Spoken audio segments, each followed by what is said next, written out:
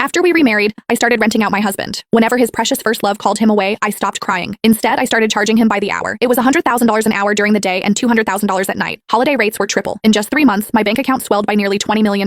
Silas was supposed to help me pick out a gown for the gala. Then Mindy called, sobbing that she had nicked her finger while cutting vegetables. I didn't even look up as I held out my phone with the payment code displayed. In the middle of the night, I came down with a raging fever. Silas was driving me to the hospital when Mindy texted saying the thunder was too loud for her to sleep. I calmly pulled out my umbrella and told him to drop me at the next intersection. Seeing his hesitation, I just smiled. Don't forget to wire the money. Then came the day of my daughter's scheduled heart checkup. Mindy called again. Hugo wants to go to the theme park. He needs a man to go on the big coasters with him. Silas hung up and turned around, about to give my daughter an excuse. Maisie beat him to it, holding out her hand just like I did. It's okay, Daddy. Just pay up. Today is a triple rate day. Silas's face twisted, his guilt instantly replaced by anger. He stood up and pointed a finger at me, his voice trembling with disappointment. Jade Sterling, is this really how you're raising our child? I calmly pulled Maisie behind me. What's wrong with it? If she can't have love, she might as well have money. I didn't learn that lesson until after our first divorce. Why shouldn't she learn it now? Silas was speechless. His phone rang again and Mindy's son Hugo yelled through the speaker. Uncle Silas, hurry up! You promised to ride the Iron Dragon with me 100 times. Maisie gripped the hem of my shirt tightly. Noticing her movement, Silas actually hesitated for once. He reached out, trying to pat her head.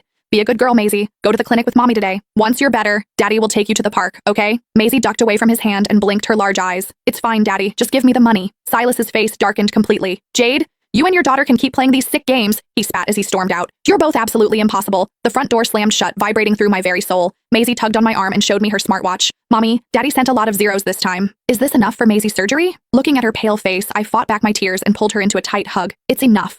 Once you're done with surgery, Mommy is taking you far away from here. While waiting for the test results, several notifications popped up on my phone. It was a tabloid leak of Silas at the theme park with Mindy and her son. The caption read, "Billionaire Silas Sterling spotted with new flame. The child already calls him daddy." I zoomed in on the photo, looking at Silas's relaxed, genuine smile. I couldn't remember the last time he had smiled like that at me or Maisie. My hand shook as I closed the app. When I refreshed, the post had been deleted. A second later, Silas called. Jade, don't be mad. That was just some trashy media making things up. I've already paid to have those articles scrubbed. I realized he was referring to Hugo calling him daddy. I'm not mad. Kids say things without thinking. Since I've rented you out to them, you should focus on being a good companion. I hung up before he could respond. Maisie's report came back and the doctor said her condition was stable. We could schedule her heart bypass surgery for next month. My legs went weak and I almost collapsed on the floor. When Silas first divorced me for Mindy, he wanted to teach me a lesson. He hired the most ruthless lawyers to ensure I walked away with zero assets. The very next day, Maisie was diagnosed with myocardial ischemia. She was at risk of sudden cardiac arrest at any moment. Because of Silas's influence, no company dared to hire me. No friends or relatives were willing to lend me a single cent. Watching Maisie's health deteriorate, I finally swallowed my pride and went back to him. Finally, today, she was out of immediate danger. After confirming the surgery date, I submitted our visa applications to an agency. A message from Silas popped up. "When are you coming home? I made your favorites." I didn't reply. An hour later, I pushed open the front door. Silas was at the dining table, putting food onto Mindy and Hugo's plates. The cozy atmosphere made it feel like my daughter and I were the intruders.